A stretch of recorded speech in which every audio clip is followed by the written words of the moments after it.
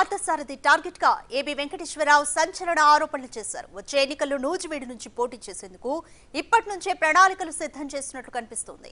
ముక్కళ్లపాడులో YCP గూండాల అరాచకాలు చేస్తున్నారంటూ fire అయ్యారు AB Venkateswararao. కూటమి ప్రభుత్వం అధికారంలో ఉన్నప్పుడు కూడా పోలీసులు అరికట్టలేరా అంటూ తీవ్ర విమర్శలు చేశారు. గత ప్రభుత్వంలో అడ్డగోలుగా సంపాదించిన డబ్బుతో రాజకీయాలు చేస్తున్నారంటూ విరుచుకుపడ్డారు ఏబీ వెంకటేశ్వరరావు.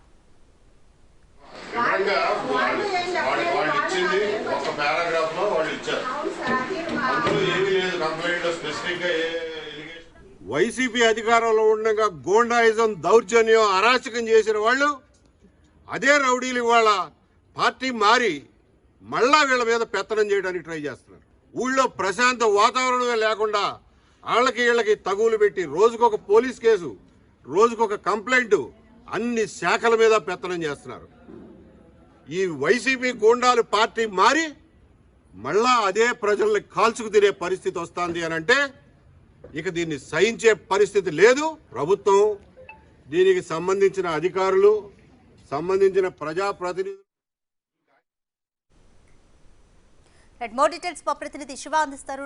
శివ, మంత్రి పార్థసారథి టార్గెట్ గా క్లియర్ గా ఏబీ వెంకటేశ్వరరావు సంచలన ఆరోపణలు చేశారు. అయితే వచ్చే ఎన్నికల్లో నూజివీడు నుంచి పోటీ చేసేందుకు ఇప్పటి నుంచే ఇదంతా కూడా ప్రణాళికలు సిద్ధం చేసుకోవడానికి ప్లానింగ్ అని అనుకోవచ్చా? ఖచ్చితంగా రాధిక, మొత్తం మీద చూసుకుంటే గత ఎన్నికల్లో 2019, 2024 ఎన్నికల సమయంలోనే ఆయన నూజివీడు అసెంబ్లీ నుంచి కూడా పోటీ చేయాలని చెప్పి కూడా మాజీ ఇంటెలిజెన్స్ డీజీ ఏబీ వెంకటేశ్వరరావు దాదాపుగా నిర్ణయం చేసుకున్నారు. అయితే అప్పటిలో టీడీపీ అధినేత చంద్రబాబు నుంచి గ్రీన్ సిగ్నల్ రాకపోవడంతో 2019లో కొంత అసంతృప్తి కూడా వ్యక్తం చేసిన పరిస్థితి కనిపించింది.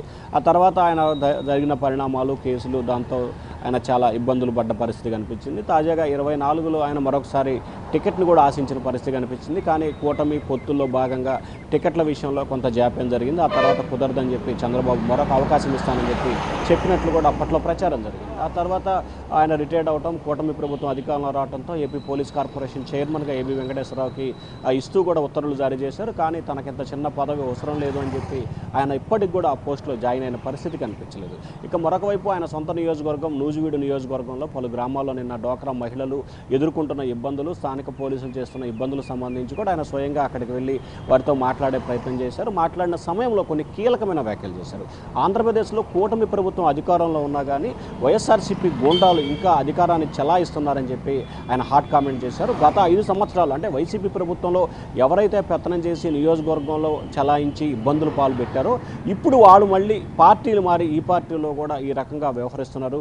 దీన్ని సరైన విధానం కాదు. ఈ పద్ధతి కనుక మార్చుకోకపోతే మహిళలే చెప్పులు, చీపుర్లతో కూడా బడిత పూజ చేస్తారని చెప్పి ఆయన హెచ్చరికలు జారీ చేసిన పరిస్థితి కనిపిస్తుంది. సో నూజివీడు నియోజకవర్గంపై ఏబీ వెంకటేశ్వరరావు ఇంకా దాదాపుగా 4 సంవత్సరాల టైం ఉన్నప్పటికీ ఆయన ఇప్పటికీ ఆ నియోజకవర్గంపై ఫోకస్ పెట్టినట్లు కూడా అర్థమవుతుంది. దానిలో భాగంగానే ఆ నియోజకవర్గ సమస్యలు, ఆ నియోజకవర్గంలో ప్రజలు ఎదుర్కొంటున్న సాధక బాధలు, గ్రామాల్లో ఉన్న సమస్యలపై కూడా ఆయన ప్రత్యేకంగా ఫోకస్ పెట్టినట్టు తెలుస్తోంది.